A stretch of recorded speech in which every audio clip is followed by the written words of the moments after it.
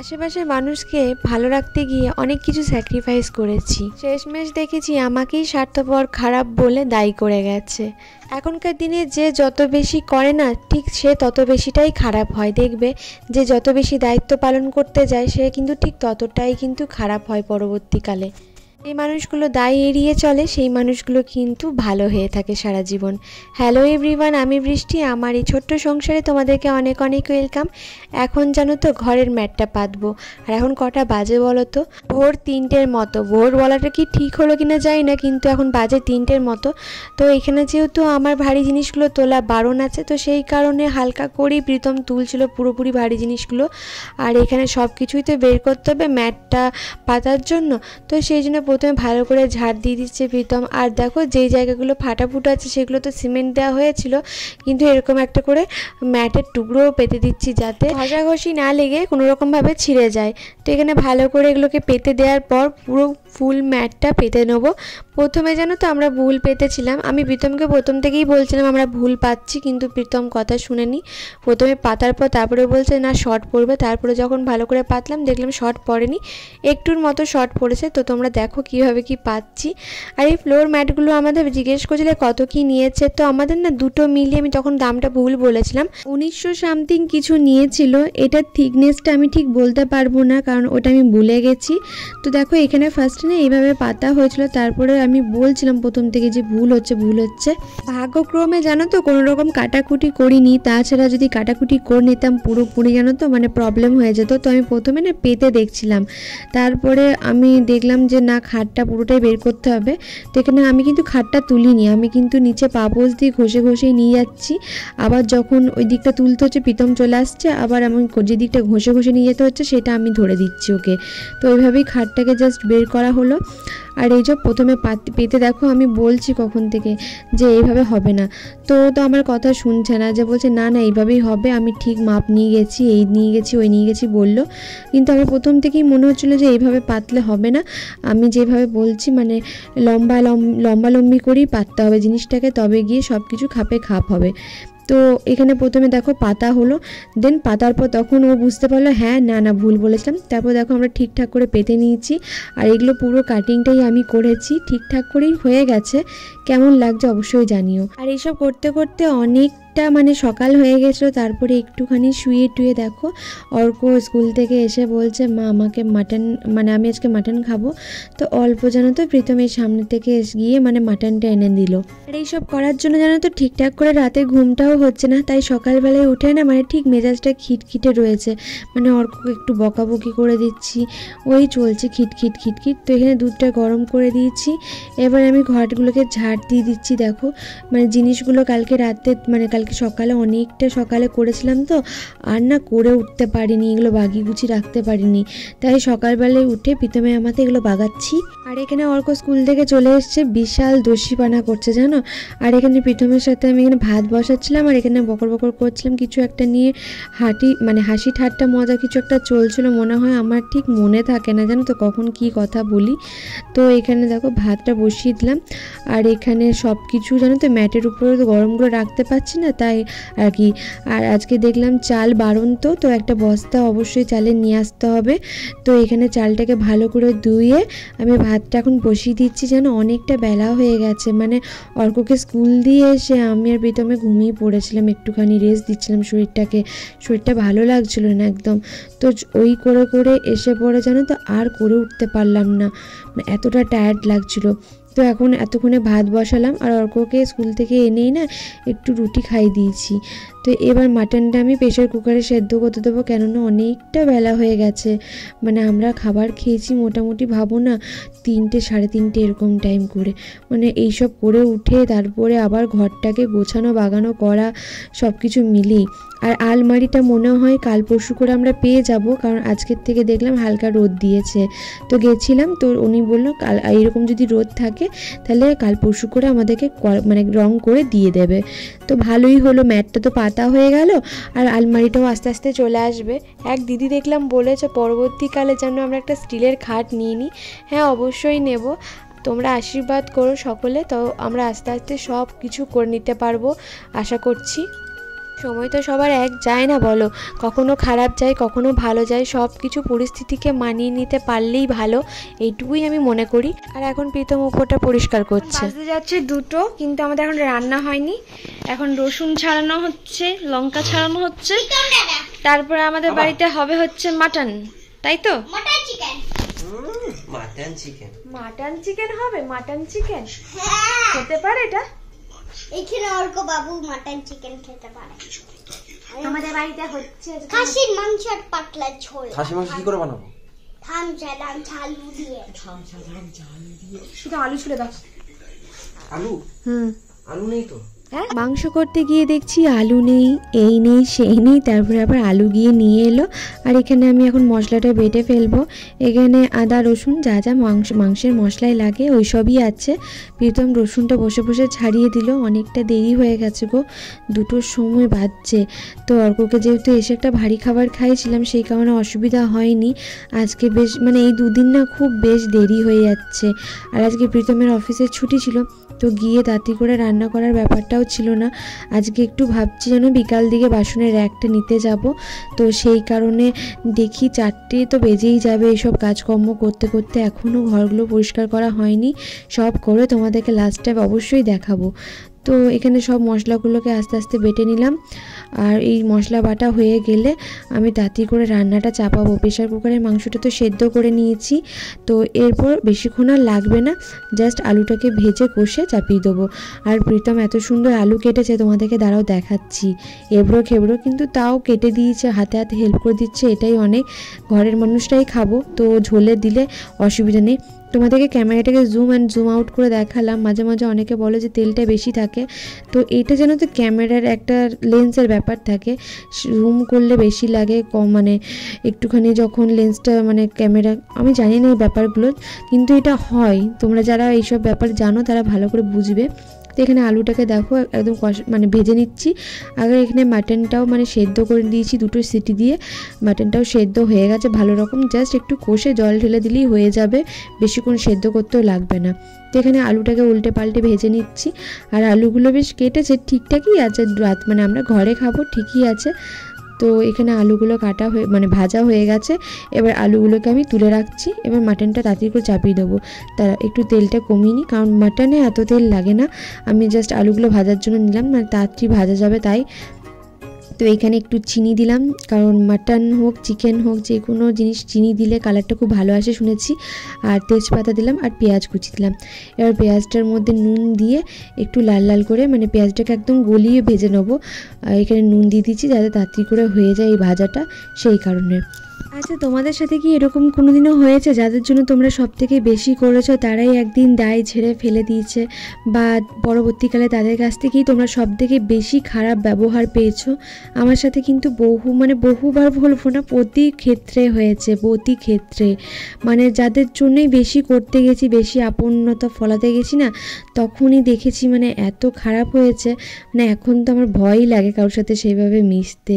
মানে ভাবি আবার মিশবো, আবার গলায় গলায় করবো, আবার খারাপ হয়ে যাবে। তো এখানে জল দিয়ে আলুটাকে দিয়ে দিলাম, কারণ আলুটা সেদ্ধ হওয়ার ব্যাপার ছিল। আর এখানে একটু টক দই ছিল, সেই প্যাকেটের মধ্যে একটু জল ভরে ভালো করে শেক করে নিয়েছি, দেন দিয়ে দিলাম। এবার এটাকে একটু কষিয়ে নেবো, ব্যাস হয়ে গেছে। আর একটু করে মাটনের স্টুটা দিয়ে এটাকে কষাচ্ছিলাম। এবার মাটনটাকে দিয়ে হালকা কষিয়ে নিয়ে এটার মধ্যে জল ঢেলে দেবো। একদম রুগীদের যে ঝোলটা হয় সেরকমই পাতলা ঝোল করব। কেন বলছি তোমাদেরকে, আজকে রিচ করব না, কারণ রাতে 2 রাত ভালো করে ঘুম নেই, আমাদেরও শরীরগুলো লটর পটর করছে। এর মধ্যে যদি কোনো হেভি খাবার খায় না, গ্যারেন্টি অ্যাসিড হয়ে যাবে বা কোনো অম্বল হয়ে যাবে। এমনিতেই মাটন ডাইজেস্ট করা খুব কঠিন ব্যাপার। শুধুমাত্র অর্ক জেদ করলো বললে জানো আমাদেরকে গিয়ে আনতে হলো, মানে খুবই জেদ করলো।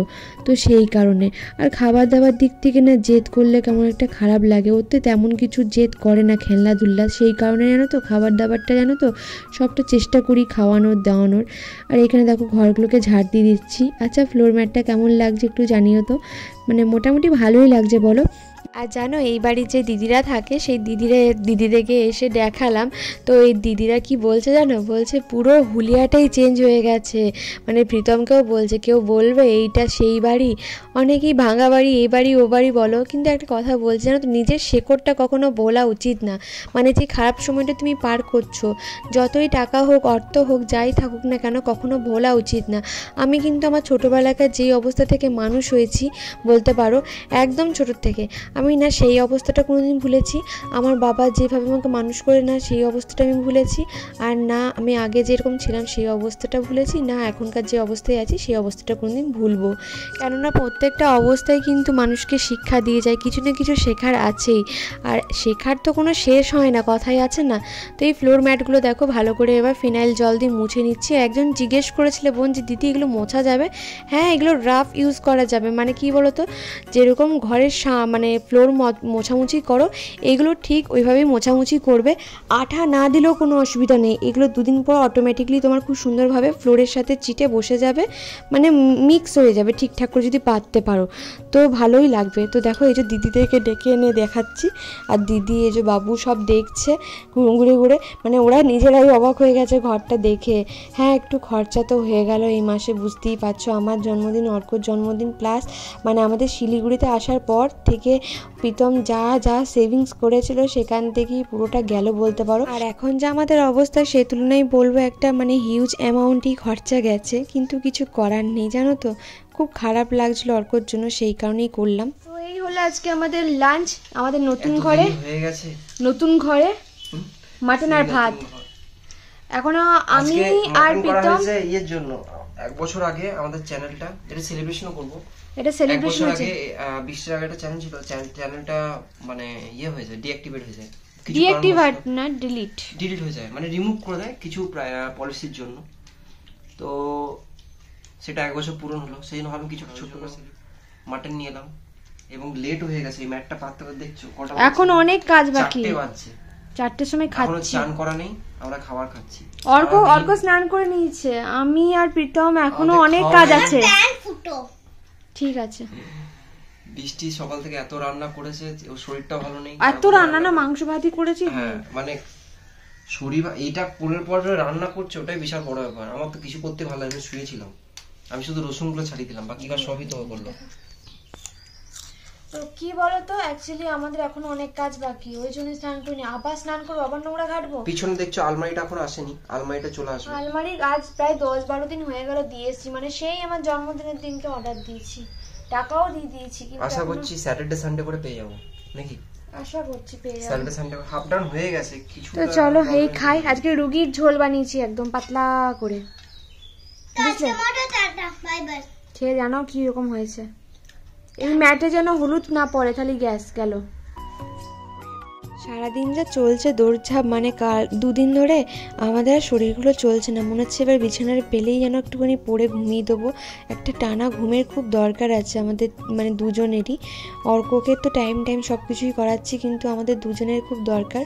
তো এখানে খাওয়া দাওয়া করে বিকালবেলা এই যে প্রীতম পড়তে বসিয়েছে এই দুটোকে, তো এরপর ওদেরকে নিয়ে একটু পার্কে যাবে, কারণ কদিন ধরেই মানে এই ছুটির দিনে না প্রীতম হয়তো কোথাও ঘুরতে যাই ভালো, আর যেদিনকে ঘুরতে যাই না সেদিনকে এই যে এইভাবে নিয়ে যায়।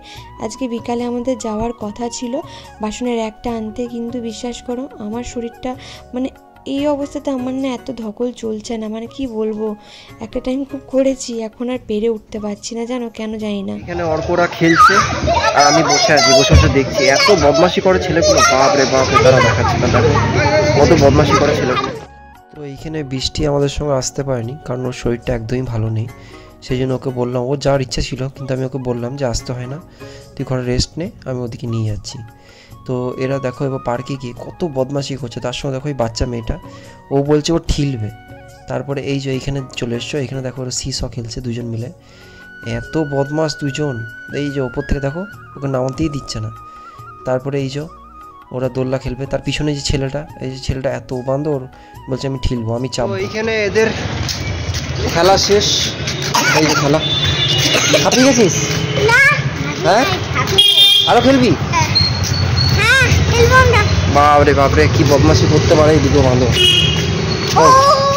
Morning everyone. কালকে রাতে আর ব্লগটা কন্টিনিউ করতে পারিনি, এত শরীরটা উইক লাগছিলো, আমার আর ভালো লাগছিল না। তো এখন দেখো সকালবেলায় উঠে বিছানাটা গুছিয়ে নেওয়া হলো, এখন চাপাচ্ছি হচ্ছে রান্না। এখনও খারাপ লাগছে শরীরটা, কেননা কালকে রাতে প্রীতম আমি দুজনে এক ফোঁটা চোখের পাতায় এক ফোঁটা করতে পারিনি। কেন জানি না দুজনের কি হয়েছিল। অর্ক তো ভসভসিয়ে ঘুমিয়েছে, আমি আর প্রীতম ঘুমাইনি। তারপর অনেকটা পর ঘুমিয়েছি। বলে না খুব বেশি দেখবে টায়ার্ড হয়ে গেলে বা খুব বেশি ক্লান্ত থাকলে অনেক সময় ঘুম আসতে চায় না। তো এই জিনিসটা আমাদের দুজনেরই মনে হয়েছিল। প্রায় 3টে অবধি জেগে থাকার পর একটু শুয়েছি। আজকে দুপুরে মাথায় স্নান করে না ঘুমালে না মানে শরীরটা যাতা হয়ে যাবে। দেখো সকালে উঠেই মাথায় তেল নিয়েছি, তার কারণ হচ্ছে 3 দিন কন্টিনিউ আমাদের দৌড়ঝাঁপ চলছে সেই কারণে। তো এখানে ভাতটা তো সকালবেলায় উঠেই বসিয়ে দিয়েছি, আর এখন মুসুরির ডাল সেদ্ধ করতে দিচ্ছি। ওই পাতলা করে ডাল করব, আর পটল আছে, চিংড়ি আছে, দেখি পটল চিংড়ি বানিয়ে দিচ্ছি, আর ভাত এই করে দেবো শর্টকাটে। আর যেহেতু দেরি হয়ে গেছে, মানে প্রতিদিনই যেন তো দেরি হয়ে যাচ্ছে, মানে একটা খুব বাজে হচ্ছে। এই কাজগুলো যতদিন না মিটছে ততদিন এইগুলো এরকম দৌড়ঝাঁপই চলবে। তো এখানে পটল আর আলুটাকে ভালো করে ধুয়ে নিলাম। তো এরপর পটল চিংড়িটা চাপিয়ে দেবো। তো তেমন কিছুই না, হালকা করেই করব। আলুটাকে ফার্স্টে ভেজে নিচ্ছি, দেন পটলটাকে ভালো করে ভেজে নেব নুন আর হলুদ দিয়ে। দেন তারপরে পটল আলুটাকে তুলে নিয়ে পেঁয়াজ, আদা, রসুন, জিরে, ধনে যে বেটে রেখেছি সেই বাটাটা দিয়ে মশলা কষিয়ে চিংড়ি মাছটা দিয়ে করে নেব। আমার না চিংড়ি মাছ খেতে যে কি ভালো লাগে। অনেকে আমাকে ঘৃণা ধরানোর জন্য মাঝে মাঝে বলতো কি চিংড়ি মাছ জলের পোকা হয়, জানিস তো? হ্যাঁ, এটা আমিও জানি যে এটাও এক ধরনের পোকা হয়, মাছ হয় না। কিন্তু কেন জানি না ওটা শোনার পরও আমার খেতে ইচ্ছা করে। মানে চিংড়ি মাছের প্রতি একটা আলাদা রকম ভালোবাসা আছে আমার। আমি পারি না চিংড়ি মাছ ছাড়া, মানে আমি যখনই দেখি না শুধু চিংড়ি মাছের দিকে তাকিয়ে থাকি। বড় হোক ছোট চিংড়ি মাছটা একটু বেশি ভালোবাসি, বড় চিংড়ি মাছটাও ভালোবাসি। কিন্তু জানো তো চিংড়ি মাছ খেলেই আমার ছোটো থেকে অ্যালার্জি হতো। কিন্তু যতই অ্যালার্জি হোক আর যাই হোক আমি চিংড়ি মাছ ছাড়তে পারিনি এখনও পর্যন্ত, কিন্তু এখন আর হয় না কিন্তু। তো এইখানে দেখো চিংড়ি মাছগুলোকে সুন্দর করে ভেজে নিলাম নুন হলুদ মাখিয়ে। এবার কষিয়ে মশলা টশলা কষিয়ে তাড়াতাড়ি করে নেবো।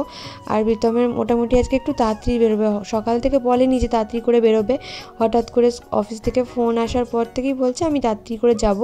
এবার বড়োতে এত তাড়াতাড়ি করে আমি কী বানাবো, তো ওই জন্য পটল চিংড়িটাই বানিয়ে দিলাম। তো এই মাসে যা খরচা হলো একটুখানি সাশ্রয় করেই চলতে হবে বুঝতে পারছি। কিন্তু অর্ক যে মাঝে মাঝে এমন জেদ করে দিচ্ছে না, কিছু বলার নেই। কী আর করবে, ও তো ছোটো, তাও অনেক বোঝে জানো তো, যে কোন টাইমটা খারাপ চলছে কোন টাইমটা ভালো চলছে। একবার যদি বলি যে এই জিনিসটা আমি দিতে পারবো না, তো ও আর জেদ করে না, ওটা উল্টা বলে ঠিক আছে তোমাদের যখন টাকা আসবে তখন আমাকে করে দিও। ও খুবই বোঝে জিনিসগুলো। অন্যান্য হয়তো বাচ্চারা সেই জিনিসটা, ওর বয়সে বাচ্চারা হয়তো খুব কম বোঝে হয়তো এই জিনিসটা। এমন নয় যে অর্কই শুধু বোঝে, এমন অনেক বাচ্চা আছে মা বাবাকে খুবই বোঝে। কিন্তু অর্কর ব্যাপারটা মানে ও ছোটোর থেকে জিনিসটা অ্যাডজাস্ট করে এসছে না, যে সব কিছু চাইতে আমি ওকে দিতে পারিনি সত্যি বলতে, কারণ না নিজে পেতাম না ওকে দিতে পারতাম সেভাবে। তো সেই কারণে ওর একটা অ্যাডজাস্ট হয়ে গেছে যে হ্যাঁ মায়ের কাছে হুটহাট চাইলে আমি পাবো না। আর ওর সত্যি কথা বলতে বাবাকে পেয়ে ও আর কিছু চায় না। তো এখানে দেখো প্রীতমকে খেতে দিয়ে দিয়েছি। আর ওর না একটু ঠান্ডা খাবার লাগে। আর আজকে না বেশ রোদের জোর রয়েছে, দুদিন যেমন বৃষ্টিতে আমরা ভুগলাম তেমন আজকে আবার খুব রোদের জোর রয়েছে। আর এদিকে দেখো প্রীতমকে আর অর্ককে খেতে দিলাম, আমি পরে খাবো। তো এখানে ডালটা দিয়ে ভাতটা মাখিয়ে দিচ্ছি অর্ককে, এখানে পটল চিংড়িও দিয়ে দিচ্ছি। অর্ককে এখন নিজে হাতেই খেতে দিই। আর প্রীতমের যেহেতু খুব দেরি হয়ে গেছে, তার মধ্যে গরম ভাত, গরম তরকারি, গরম ডাল, তো সেই কারণে সবই গরম। তো ওর গেছে আজকে মেজাজটা গরম হয়ে, মানে ও গরম খেতে পারে না একদম জানো তো। মানে ওকে যেতেও হবে খেতেও হবে, ও বলছিল যে ঠিক আছে অসুবিধা নেই আমি, কিন্তু কী বলতো প্রতিদিন এইভাবে খাবার প্যাক করে নিয়ে গিয়ে অফিসে খাচ্ছে জিনিসটা, আমি বললাম যে না ঘরেই খেয়ে যাও। তো এখানে দেখো ঠান্ডা করতে দিয়েছি। তো এখানে ও আমাকে বলছে যে এখনও ঠান্ডা হচ্ছে না, গরমই হয়ে আছে। তো ওর তো বেরিয়ে গেল কাজ করে। আর এইদিকে আমি এখন বাসনগুলো ধুতে বসেছি। আজকে দেখছো কত বাসন হয়েছে, মানে তাড়াহুড়ো করে পুরো করেছি জানো। এই সব বাসন ধোবো, ধোয়ার পর ঘরটাকে ভালো করে মুছবো। একবার তো মুছেছে প্রীতম সকালবেলায়, কিন্তু আবারও সেই একটু নোংরা হয়ে আছে। এবার আমি স্নানটা করেই না বিছানাটা পেয়ে গেলেই হলো। এবার বিছানাটা পেলে আমি যে ওই ঘুমাবো আর আমি উঠবো না জানো তো। আমি প্রত্যেক সময় এটাই ভাবি, কিন্তু যেই বিছানায় মাথাটা রাখবো তখনই দেখবো ঘুম নেই, তখনই আমার মনে পড়বে এটা আমি করলাম না ওটাই কাজটা করতে বাকি আছে। এমনকি ভয়েসটা দিতে দিতে এতটাই ঘুম পাচ্ছে আমার, কতবার যে হাই তুললাম আর কতবার যে ভয়েসটা এডিট করলাম ভাবতে পারবে না। 14 বার করে আমি হাই তুলছি আর চোখগুলো যেন ঘুমে জড়িয়ে আসছে। আমাকে একটা টাইমের মধ্যে যেন এই ভিডিওটাকে আপডেট করতে হয়, নাহলে যেন তো একটা টাইমের মধ্যে আপডেট না হলে মানে খাপছাড়া হয়ে যায় জিনিসটা না। তো সেই কারণে আমি এই ভিডিওগুলোকে চেষ্টা করি প্রতিদিন একই টাইমে একইভাবে পোস্ট করার। এতে কী বলো তো, মানে একটা ধারণা হয়ে যায় হ্যাঁ এই টাইমেই তোমার ভিডিওটা আসবে। তোমরা যারা ইউটিউব করছো তাদের জন্য এটা একটা ছোট্ট টিপস দিলাম বলতে পারো। একই টাইমে একইভাবে একই সময়ে মানে ভিডিও ছাড়ার চেষ্টা করো, ঠিক আছে? তাতে হয়তো তোমাদের চ্যানেলটার রিচ বা গ্রো হবে। আমি জানি না কতটা কী হয়, আমি প্রথম থেকেই তো অত রিচ গ্রোর উপর ডিপেন্ড করতাম না। আমার ভিডিও বানাতে ভালো লাগতো, বানাতাম। তো এই আর কি, আগের চ্যানেলটাও ওই একই ছিল। তো এখানে ঝাড় দিয়ে বার করে দিলাম। এবার ঘরটা মুছে স্নান টান করবো। হ্যাঁ, আমি প্রতিদিনই কিন্তু এই গ্যাসের জায়গাটার উপরগুলোও কিন্তু পরিষ্কার করি, যেটা হয়তো তোমাদের ভিডিওতে দেখানো হয় না প্রতিদিন, কিন্তু পরিষ্কার করি। কেননা তেল ছিট এই ছিট পরে না একটা চিট হয়ে যাবে। অনেকেই বলছো এই রান্নাঘরের ওয়ালটাতে একটু ওয়ালপেপার লাগিয়ে নিতে। আস্তে আস্তে করবো, একবারে সব ধাক্কায় সামলাতে হয়তো পারবো না। তবে হ্যাঁ, আস্তে আস্তে এই ঘরটাকেই স্বর্গ করে তুলবো। তোমাদেরকে তো বলেইছি অনেকটাই ভালো লাগছে ঘরটা। তোমরা অবশ্যই কিন্তু কমেন্টে জানিও কেমন লাগছে, কেননা অনেক শখ করে লাগিয়েছি। তোমরা যদি বলো আরও হয়তো ভালো লাগবে। তো চলো, আজকে আর কিছু দেখানোর নেই। এবার স্নান টান করে একটু শোবো। আজকের মতো আসি, কাল আবার দেখা হবে। সবাই ভালো থেকো, সুস্থ থেকো, সবাইকে ভালো রেখো।